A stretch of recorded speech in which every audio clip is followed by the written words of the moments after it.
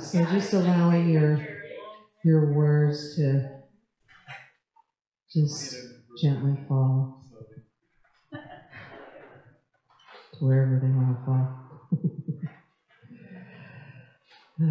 Let's take a breath together. Breathing in, recognizing that this is the breath of life. It is at the beginning and flows throughout all of life.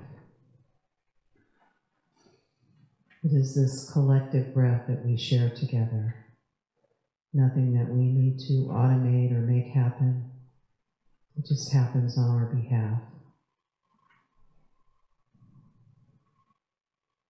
So in this flow, I'm recognizing that there is one power, one presence, one source that is forever giving and uplifting and sustaining all of life, even when it is unseen. It is deep and abiding peace. It is joy. It is love.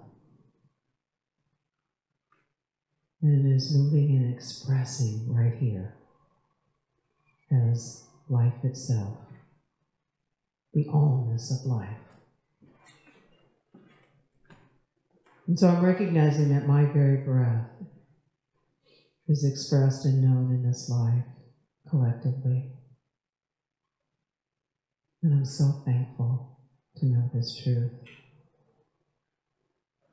So thankful for our time together here, right here in this very moment, this moment never to be again. And so I'm recognizing the joy in it, the love in it, the beauty in it, as we breathe together.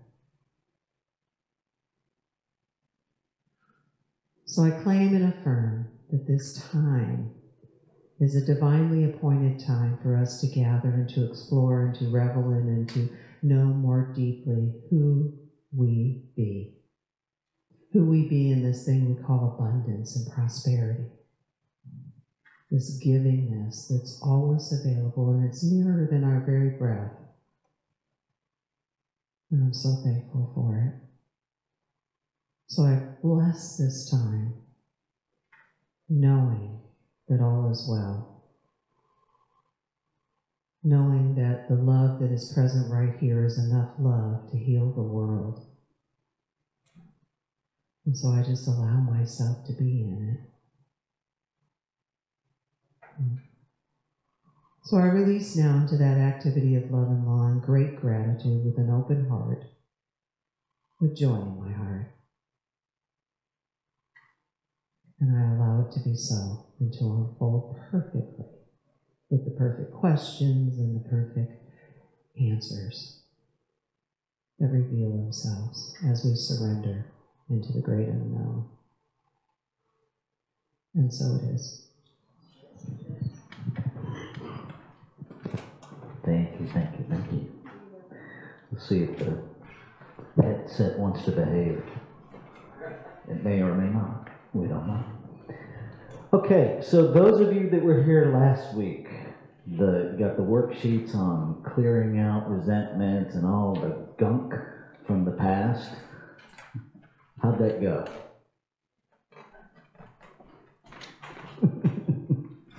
Crickets.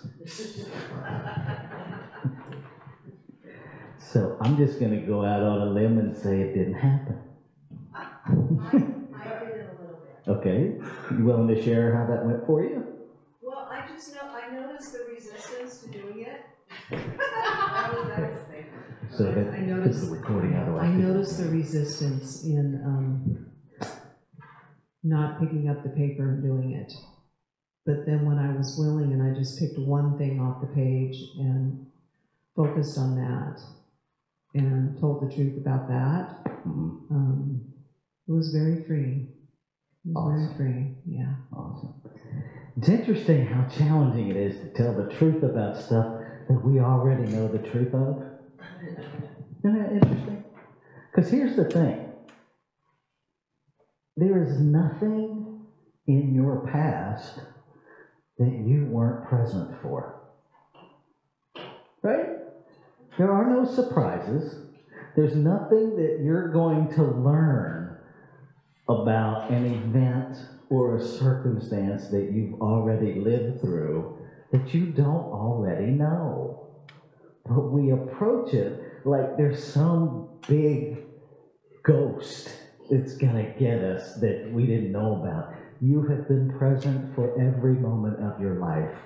Let that lie go and just dive in to cleaning it up. Right? There's no surprises there. The surprise will be when you excavate the landfill and there's finally room for growth. Right now, everything that's trying to grow is trying to grow through all the garbage that you're still holding on to. Makes it a little tough.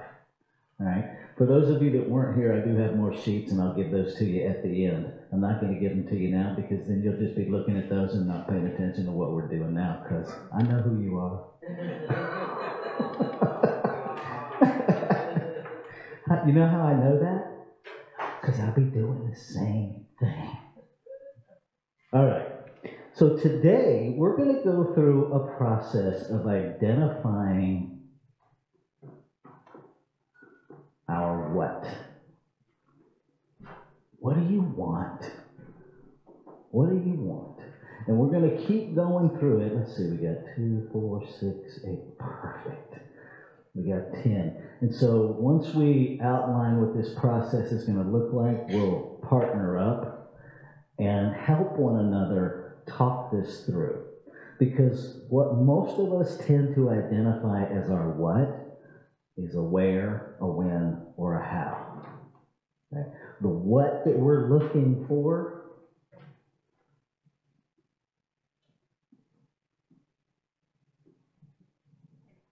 is a formless what. What do you want to experience? What do you want to feel? What do you want to know? Something that cannot be seen, cannot be held, but is only experienced. Right? So what do you want? Who has a want? Anybody? A life of activity and contribution and a sense of belonging. Okay. A life of activity, contribution,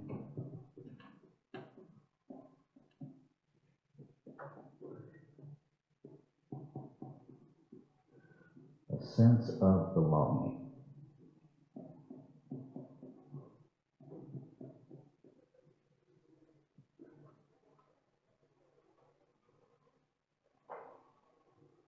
Can you see activity? Man. Can you? Yeah. Can you see that? Right? You can see activity. You can see contribution. Right? What will a life of activity and contribution give you, Gary?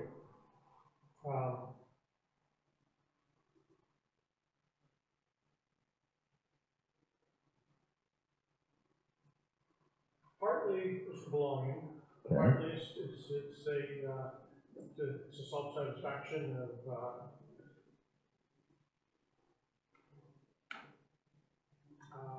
moral something. I'm not sure the word for it. Okay. Well,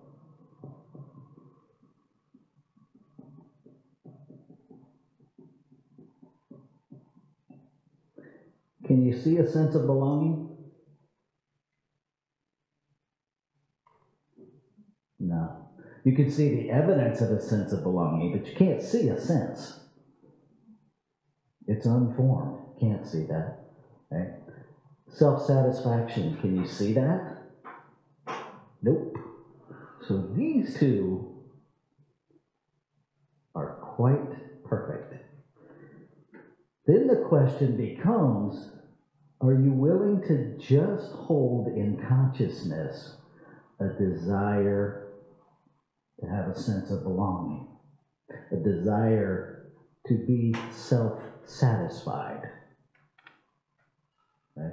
Now, this one can get a little tricky, because are you really saying the self is satisfied, or are you saying you want to be satisfied with yourself? Those are different.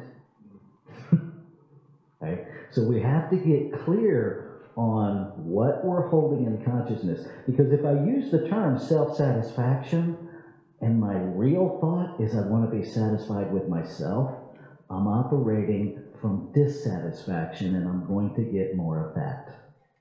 If I'm trying to overcome being dissatisfied with myself, this will work in the opposite. Right? Because we create from the consciousness we hold, not just from the words we use. The goal is to make sure that the words line up with those most deeply held, unquestioned beliefs. And sometimes they don't. Right? We run into this when we write affirmations. Sometimes we write affirmations trying to convince ourselves, and we don't believe our affirmations. So guess what we're actually affirming? The argument. Right? When you say an affirmation, and if you instantly hear an argument in the back of your mind, that's what's getting affirmed. Right? I invite you all that are familiar with the three-letter phrase WTF to redefine it. Where's the focus?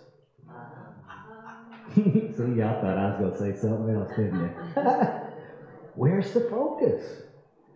Is it on eliminating something or embodying something? WTF, where's the focus? You'll never read Facebook the same. You're welcome. All right? So somebody else, what do you want to experience? What's your what? And it's okay if you don't know yet. That's what this whole workshop is about. If it starts in a form, yeah. I thought immediately of love and sense of belonging. Linking those two. Okay. So this is a good one to play with. What do you mean when you say love? Exactly. I don't know. Right? Because a lot of us, when we see the word love, tragically, for some people, it means my spouse will stop hitting me. Right? For some people, love means somebody will give me a couch to sleep on. Right? For some people, love means I'm going to find the magical relationship that makes me feel okay about me. Right? Those are all activities of love. They're out-picturing of love. Most of us have no clue what love actually is.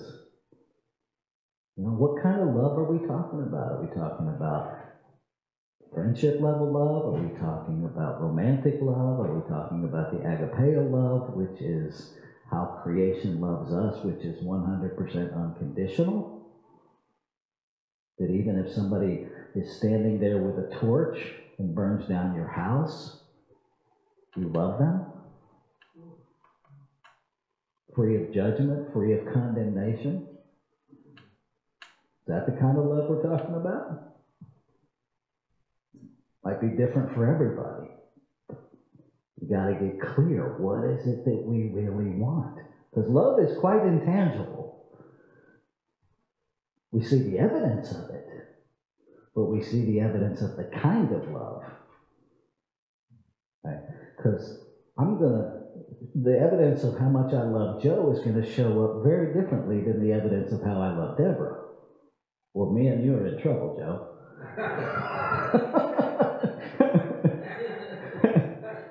Right? So the evidence of it is going to be different. So when you say that, make sure you're really clear.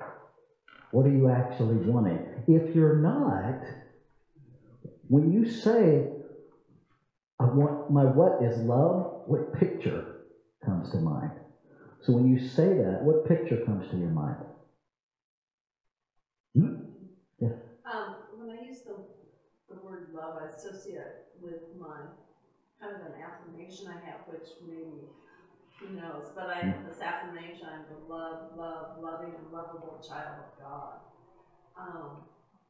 So I sort of say that encompassing. Mhm. Okay. Are you a lovable child of God? I think so. Not sure. I invite you to just unapologetically own whatever's true for you. We all have our dark side. It's perfectly safe to say, you know, I really don't know.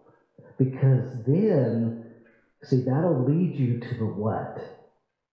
To know, because one what that can come out of that, to know with absolute certainty the truth of my being.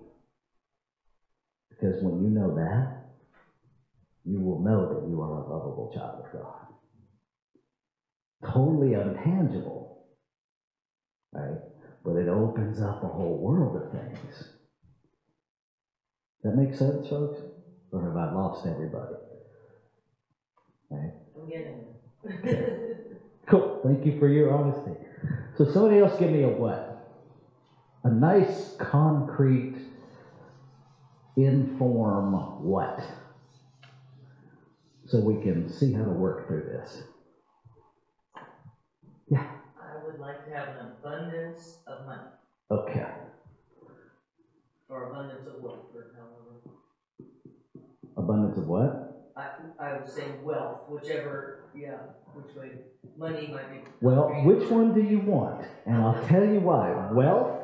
Okay. Do you know the origins of the word wealth? I do not. It comes from the medical field. It means well health. That is the root of the word wealth.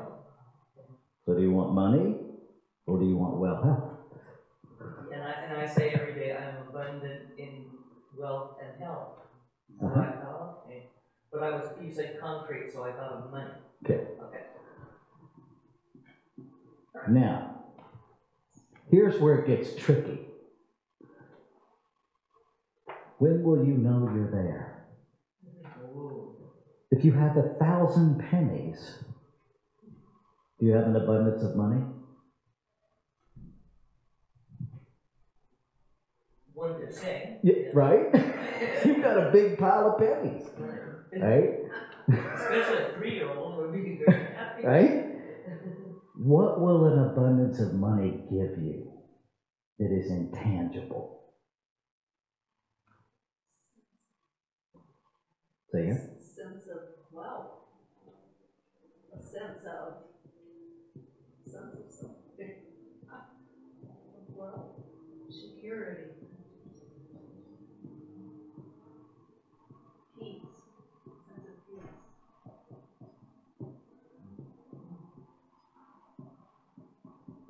I love it. This is all the stuff that makes it tricky. This is good stuff. Right. And I was thinking of the ability to travel. All right. That was one of the things with the abundance.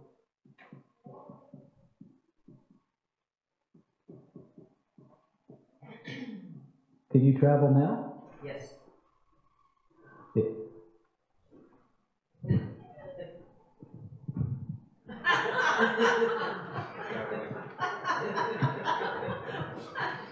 With my 1,000 pennies.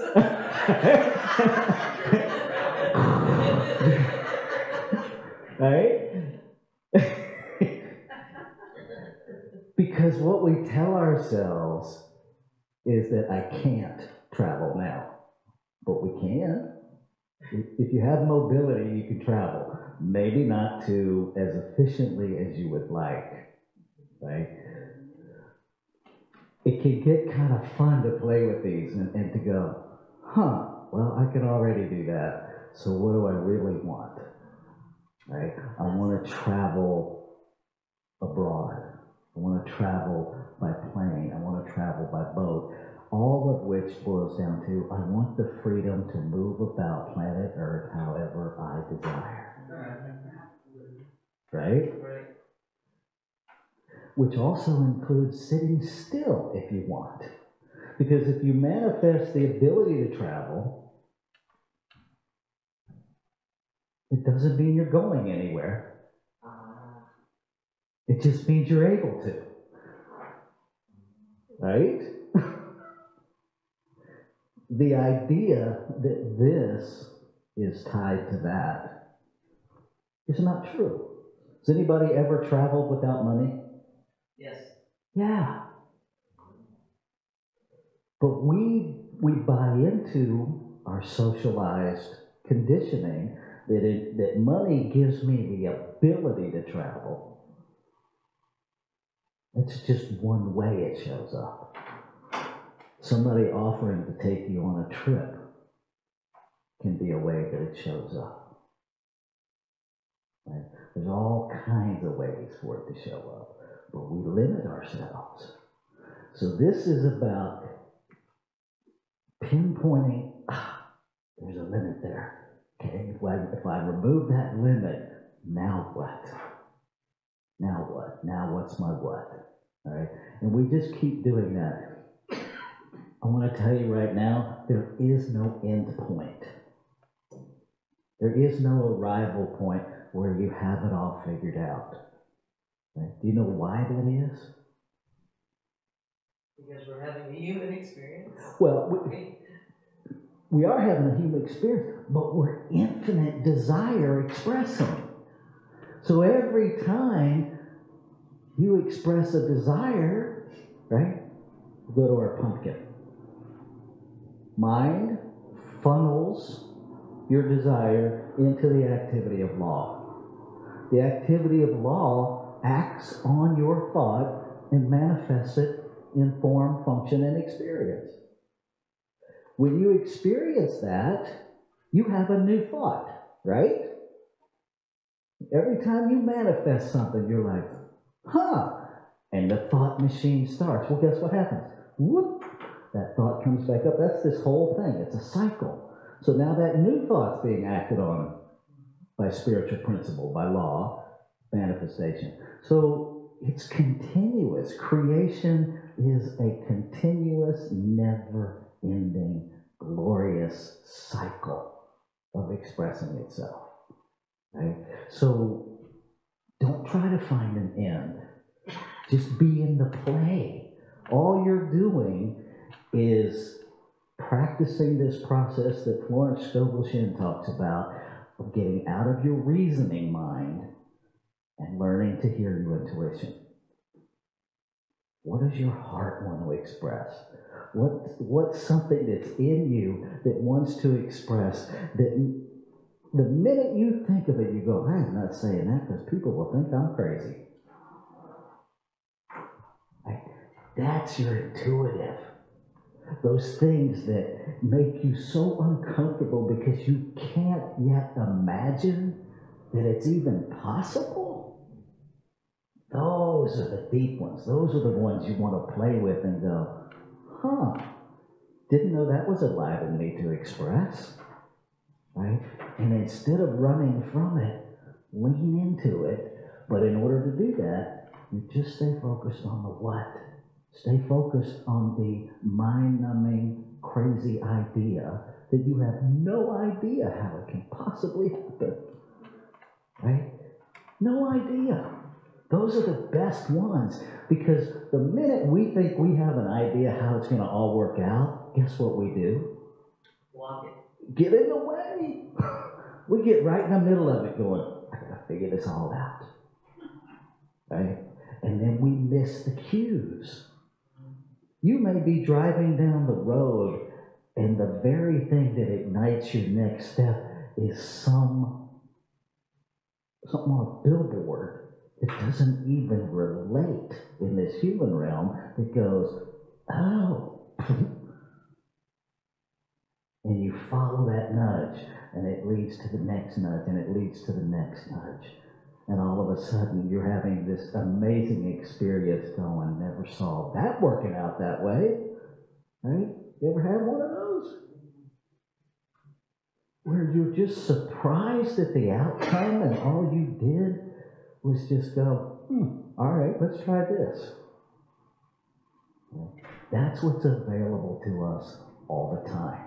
But we have to let go of control. Our desire to control is our greatest limitation. right? So what gets in the way of you surrendering to that complete abandonment? What do you tell, how do you stop yourself from just surrendering to your what?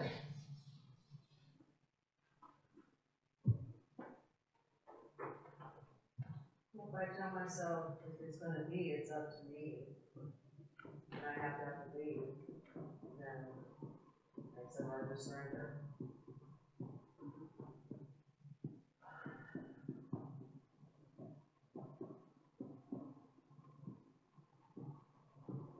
Anybody else ever think that? I gotta make it happen. What's the limitation of that statement? No serendipity, no. So what does serendipity mean for you? It just means, oh, it happened. I had nothing to do with it.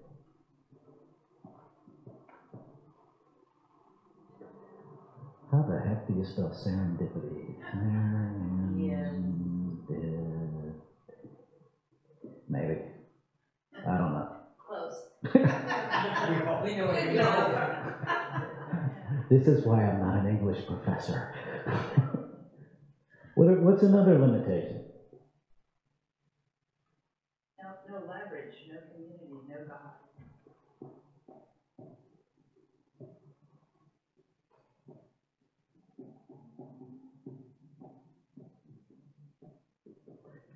So somebody give me an example of something that you have singly created that didn't involve any other element of creation. Yeah, the one. Right? That's what this does. If it's going to be, it's up to me. The problem here is that the human me is all that's in that equation. Right? So if I need to ride a bus, the bus is not in the equation, the driver's not in the equation. Bus fare. Right, none of that's in the equation. If I am traveling from point A to point B, if it's meant to be, it's up to me. I hope you like walking.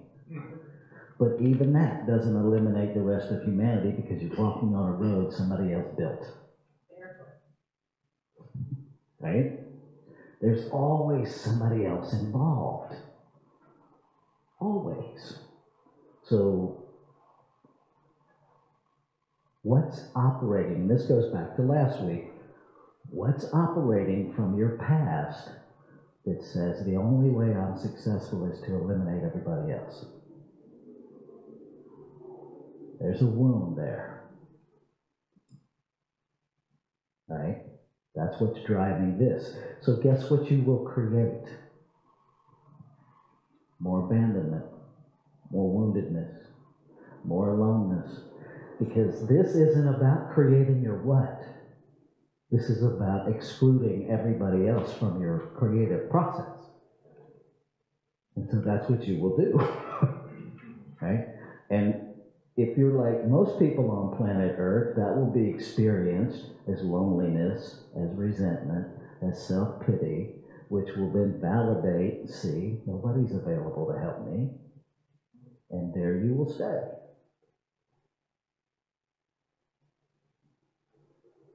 So how can you replace this? But it was what I had. Absolutely. And you work really hard. You kill yourself trying to make it all happen. And then it doesn't happen the way that you think it should have, because it can't. Because it needs to involve other people. It needs to involve other resources. It needs to involve consciousness itself, life. Right? So what's one thing you can replace that with?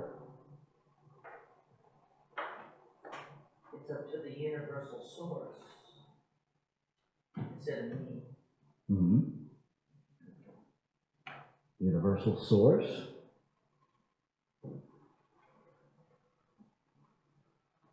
being open to receive. I am open to receive. Awesome. I think for me, it's about getting clear on what my what is and really focusing on it and then allowing things to come in. Yeah. And there it is. See, notice in this, we don't even know what our what is.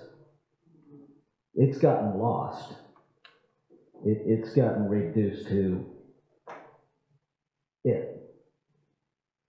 If it's gonna be, well, now we're not even calling it what, we're not even focused on our what, right? So yeah, it all goes back to what is your what? Right. Now, before we get started, and here's the, just walk through it with each other this way. Partner up, somebody start with your what? The other partner, help them identify, is that in form? Or is it in principle? Right? Is it formless principle? Because that's where you want to be. Right?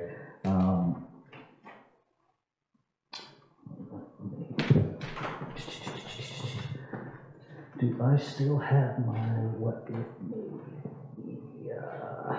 Okay. And this came about a couple weeks ago. Right? And all I did was, what came up for me was now what? When I didn't get selected in San Jose, my thought was now what? And just asking the question, this whole flood started compounding in. Right? This is my what? To constantly become more of my authentic spiritual self by accepting 100% responsibility for every now of life unfolding itself as this physical expression of itself that I call me. My desire is to create, to experience an expansion of life as ministry, connection, and engagement, to share openly, authentically, and vulnerably, to live from love, from oneness, from an ever-expanding understanding and embodiment of principle, the changeless truth and operation of truth, to embody and live the inclusion of oneness. Now, I would like to tell you that took a whole lot of thought, but it really didn't. It took a whole lot of getting out of the way. It took a whole lot of surrender. And no one was more surprised than me when I read it for the first time, because I wasn't aware as it was coming out of the pen. Right? This is a process. Right? I do this on a regular basis, sitting there. Deborah will tell you, I spend a lot of time on our front deck staring into space, thinking, now what? And now what? And now what? Right? To get out of thinking I have to control things, because it's really easy as a minister to think you have to control things, and you don't. I can't control any of you. Don't want to. But my human conditioning tells me I'm supposed to. Right? So wherever you're finding your point of control, and it may be different for everybody. It may be travel. It may be a car. It may be a relationship. Doesn't matter. Start where you are and start unapologetically. Don't worry about what your partner thinks about your what. Just stay with them in the process to help identify that's form. There's a limitation there. Your job as a partner is just to point out, I see that as a limitation. Right? And just help them keep refining it, help them keep getting there, and then we'll switch. Does that make sense? So everybody has to be willing to start with a what? A something. And if it's already in the formless, like a sense of belonging, then we go to the word belonging. What does that mean? Because I'll guarantee you there are pictures in our mind of what belonging looks like. Can we experience belonging, a sense of belonging, beyond the picture that defines it? That's what we want to get to. can you be surprised by holding in consciousness a sense of belonging, and then all of a sudden there you find yourself in a completely new situation that you never even imagined relates to belonging, feeling an overwhelming sense of belonging.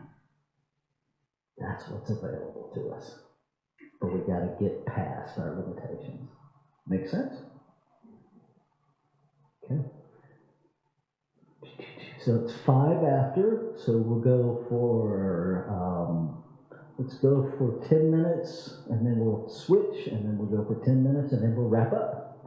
So partner up however you please.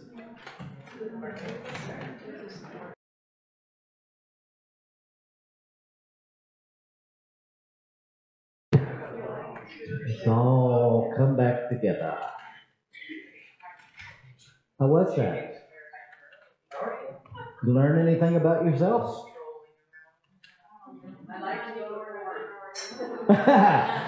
I learned I like to go to form. Ain't that the truth? It's easier. Yeah. Yes. It's the default human mechanism, right? And I mean, Ernest Holmes says over and over again throughout the text, we are only limited by our own thinking. Thoughts are things, right? That's why change your thinking, change your life actually works. Right? So, last week, who remembers what E plus R equals O? Who remembers that? Event plus response equals outcome. There you go. Event plus response equals outcome, right? So once you have your what, somebody give me a what.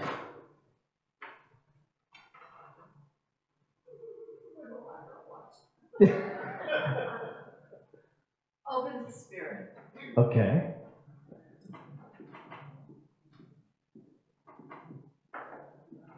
Awesome. So when we hold that in consciousness, right, our reasoning mind gets quiet, and our intuitive mind begins to communicate ideas, nudges. Those are events. Ah, yes. Right? So when you get, somebody give me a divine nudge. It doesn't even have to be real. We're just working through this process. Right? So your what is to be open to spirit, and you get an idea or a nudge that makes zero sense to you in the given realm. Anybody have one? You want to know what you do with that? Is that what No, just give me an example. I'm just wanting an example so we can work through this. Meeting a stranger. Meeting a stranger. Okay, so meeting them, just being in the same airspace, or actually interacting? Interacting. I'm just Okay. not.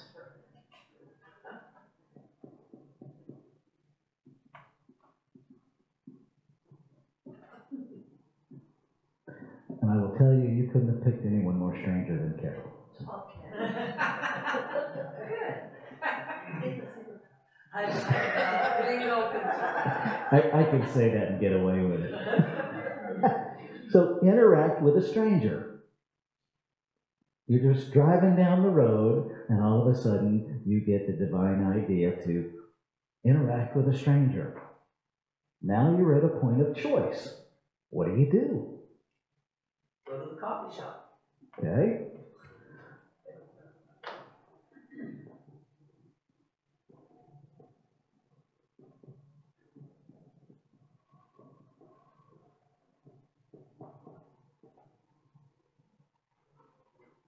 Have I interacted with a stranger yet? Nope. So what else might I do? Strike up a conversation with the barista. There you go. Go to the coffee shop and talk.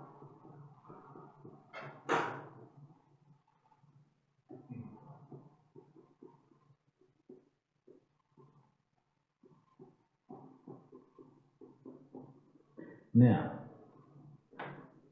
do you know what the outcome might be? Do you know what the outcome will be? Nope. Nope. Now, if this changes,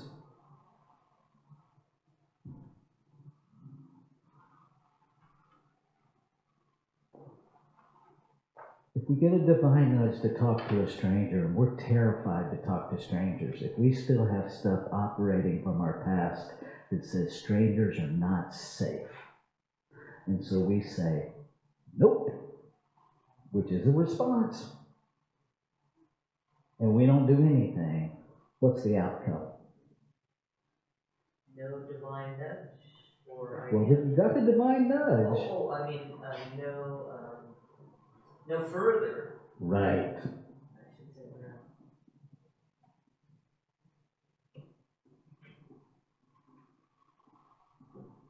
Nothing changes. And the worst case scenario is you actually anchor the lie that the world is an unsafe place more deeply. And so you create more unsafe feeling and you get more closed to spirit. Event plus response equals outcome. If you need to predict the outcome, be where you are until you can be somewhere else. Just understand that if you always do what you've always done, you will always get what you've always got. Nothing new can happen. Nothing new can happen. Right? So for those of you who were not here, and a refresher for those that were,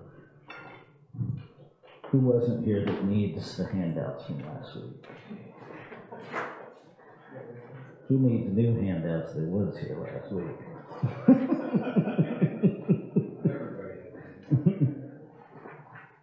Did you get these? Yeah. I know you weren't here, Joe.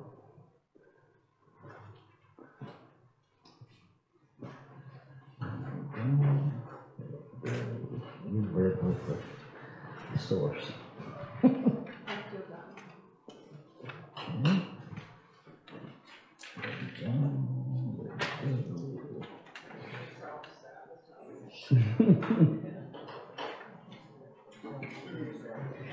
You know, self-sabotage is a funny thing because while I sabotage my awareness of my spiritual self, I actually validate my human self.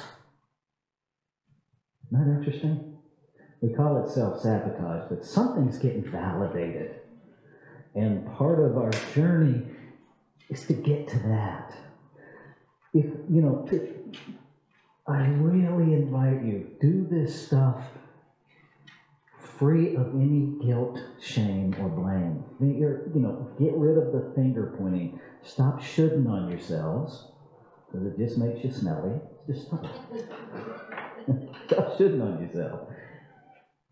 Be courageous. Just tell yourself the truth. You already know what it is. It's not like you're keeping a secret from yourself. You're just pretending that you don't know. You do know. Or you wouldn't be, it's like a Monty Python movie. Right? We just need to let it go and just dive in. Okay? So these sheets that you have, this is the prep work to clear out the stuff that gets in the way here at the response part. Okay? The short sheet, just the 1 through 8, is really, if you've got a situation that's up in your life that's wreaking havoc, write it down. What's the difficult situation or the troubling situation? And then walk it through this process. Your process will be as valuable as you are honest. Right? What's the payoff? There is no payoff, isn't even an honest answer, because none of us do anything without a payoff. That's part of being human. There's always a payoff. Even if it's a negative payoff, there's a payoff. Right? What is it? Right? And sometimes the payoff is what it's costing us. Right? We have the payoff of I don't have to take any risk, But what's the payoff? Nothing's changing. And I desperately want change. Okay? And so just walk it through this process. This is not a process that you apply to this step, because this is about what will you do, and this whole process is about being intuitively guided what to do, not to be in the rational mind. This is to help us clear out what we already know is there. The multi-page sheet walks you through the same process with all kinds of human stuff. Anger and resentment, hurt, fear, right? And if this stuff is related to a special person, it's related to a job, if it's related to an individual, I invite you to use the letter in the back to safely, sanely communicate whatever you need to communicate. Whether you mail it or not, totally up to you. You can resolve stuff with people that are dead using this letter, because they can't hear you, right? We're infinite beings. It's on the back of the multi-page sheet that you got last week, right? Dear whoever, did you not get this? Yeah. The last page, it says dear at the top or Right there. That would be reading. It's hard. Dear fill in the blank, I have been angry, and you have all that you've gathered through those other pages. I have been hurt. Tell them why. Tell them about what. I have been afraid. If you have something there, I'm sorry that. This is where things begin to shift. This is not, I'm sorry that you did. This is where you shift to your stuff. You know, where's your part in all of this?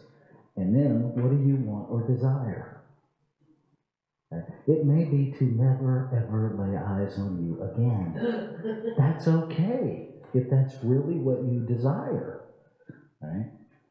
And then thank the person. I love you for. What gift did they give you?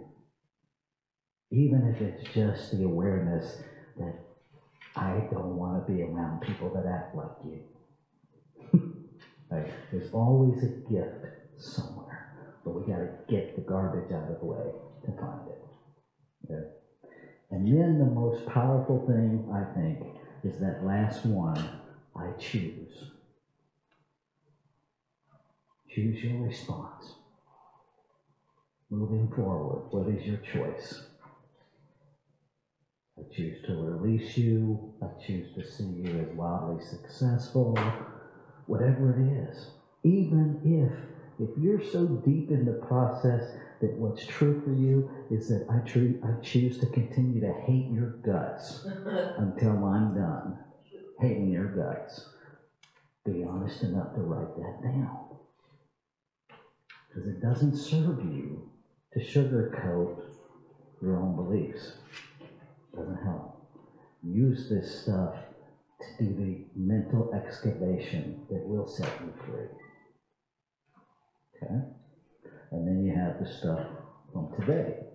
Next week, we're going to launch into putting it all together, because we're going step by step. So next week, it's going to be about practicing this stuff, right? And actually modeling it, actually living it, and actually how do we apply spiritual principle when we get some divine idea, like one of my ministerial colleagues got. I shared it last week. She's sitting there doing prayer and meditation about her center that's failing, and she gets go to Safeway. What? Right? Made zero sense. She didn't need to go grocery shopping. She didn't need to go to Safeway. She argued with it. It kept coming. She got up and went to Safeway. Long story short, the person behind her in line wrote her a check for $10,000 for her center that she'd never met before. Okay. Are we willing to do this stuff? And so we're going to play with that and play with ideas that we've dismissed, not to project where they would have come out, but just to begin to anchor in us, oh, that was a divine idea. Because most of us have no idea the difference between our intuition, right, and our reasoning mind. I'll close with this. If you have the thought, I knew that was going to happen, that is not your intuition. Hindsight bias is not intuition.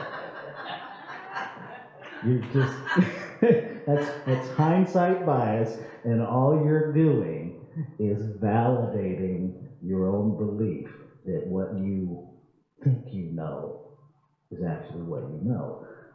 The dangerous part of that is you're not acknowledging that you were part of how that played out by believing it was going to play out that way. And then so we'll start uncovering, how did I decide that outcome in advance without owning it? Okay? Good stuff. Want to close this out in prayer, Miss Deborah?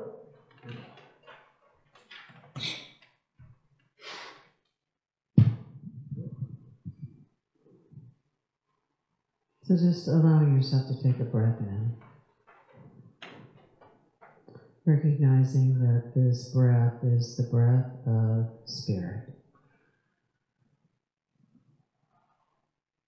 And as we move from this time together into our next activities and further into our day and beyond, we just pull this thread with us of a new awareness, perhaps, a discovering of more of the formless, more clarity, more allowing for spirit to bring forth these things in our experience. And I accept that even though there may be a tendency to go back to these old ways of being, that we do not beat ourselves up. We do not make ourselves wrong. We don't talk to ourselves as if we've done something wrong. We just restart, reconsider, lean into what is the formless? What is it that's really my heart's desire? And we just allow it to have its way with us. And so I accept love and safety and blessings on our footsteps as we propel on from this time, and greater than even I could speak in this moment, knowing that all is well. And so it is.